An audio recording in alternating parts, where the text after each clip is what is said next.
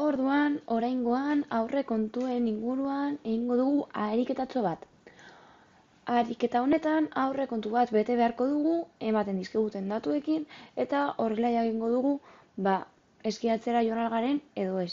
Ikusiko dugunez, 55 ikasle eta 2 irakasle joango dira eskiatzera, eta hauek dira ditugun datuak. Orduan, zaharreren inguruko informazioa. Ezagaztu, 55 ikasle direla eta 2 irakasle.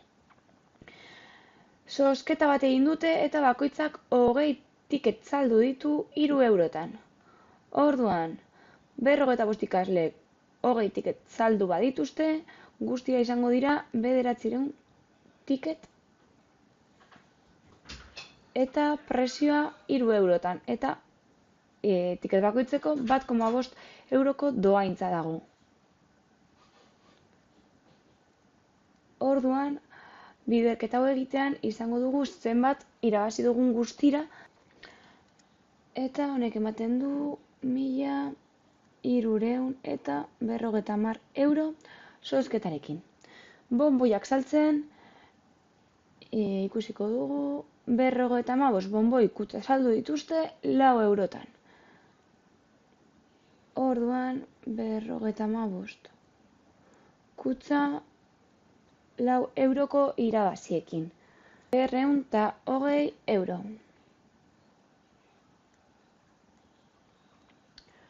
Eta azkenik ludotekan lan egin dugu horrela ere dirua lortzeko. Eta ludotekan hilabete osoa lan egiten ibili ostean, gela osoak lortu ditu 1000 euro.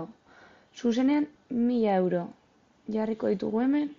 Ez dagoelako unitaterik espresiorik ordu bakoitzeko. Eman digute 1000 euro eta listo. Zutabe hau gehituz, lortuko dugu zenbat diru irabazi dugun gauza hauek guztiak eginez. Eta honek ematen du 2550 euro gela osoaren artean. Bestetik, irterak. Irteren inguruko informazioa, 55 plazako autobus batek 400 euro kostatzen ditu. 55 plazako autobus batean guztiak sartzen gara 57 baino ez garelako. Orduan, zuzenean informazioa daukagunez, 400 euroko irtera daukagu autobusen inguruan.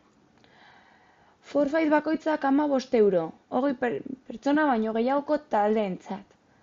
20 pertsona baino gehiago garenez, 15 euro.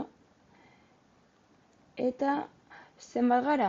55 ikasle eta 2 irakasle. Beraz, 57 unitate. Biderketa eginez, lortuko dugu zenbat kostatzen duten forfaitek. 705 euro guztira balio dute forfaitek. Eta eskien alokairua izango da 10 euro pertsonako. Beraz, berriz ere, 57 pertsona gara, eta 10 euro balio duenez, 57 bidera 400 eta 70. Eta irtera guztiak izango dira 400, gehi 705, gehi 470, honek guztira ematen du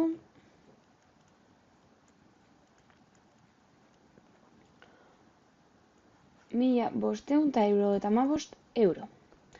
Orduan, baditugu sarrerak, baditugu irterak. Kalkulatuko dugu azken balantzea. Orduan, azken balantzea kalkulatzeko, daukagunari kenduko diogu gastatuko duguna.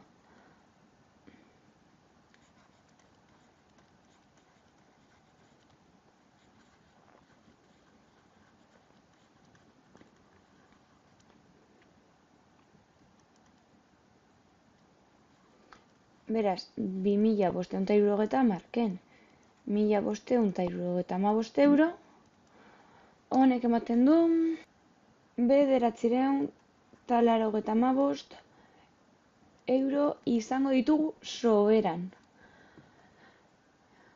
Beraz, ezken balantzea 985 euro eta positiboa den emaitza izango da super habita. negatiboa izango balitz, defizita. Baina superabita dugu. Eta apur bat gehiago lan eginez gero, beste bidai baterako dirua izango genuke.